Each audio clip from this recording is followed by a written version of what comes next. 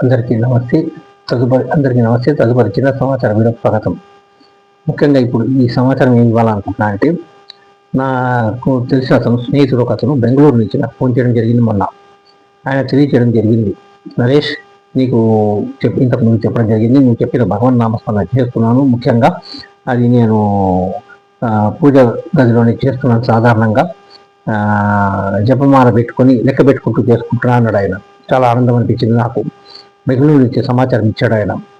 కానీ ఆయనకు జరగవలసిన అద్భుతాలు ఇంకా జరిగినాయో లేవో, ఇంకా ఆపి ఉన్నదో తెలియదు, కానీ కొంచెం ఇచ్చే అవకాశం అయితే ఉందని నా అభిప్రాయం.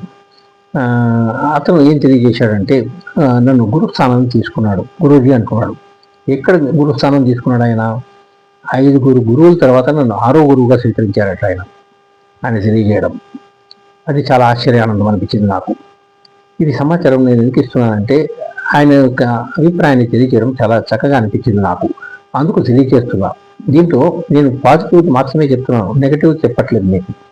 ఎందుకంటే నెగిటివ్ నేను చాలా చెప్పను. నేను వినను కూడా సాధారణంగా.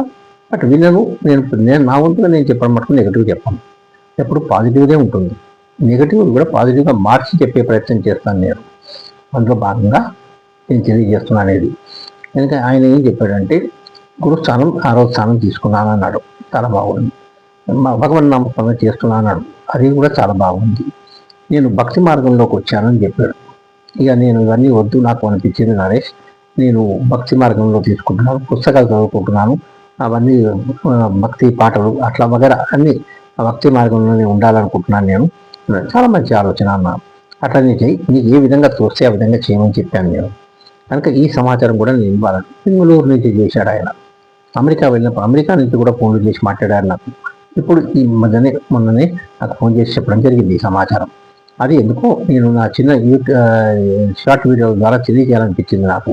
కనుక ఆయనకి ధన్యవాదాలు తెలియజేస్తూ, మీ అందరికీ ధన్యవాదాలు తెలియజేస్తూ, నా స్వామివారం వారికి నా ప్రత్యేక ధన్యవాదాలు తెలియజేస్తున్నాను.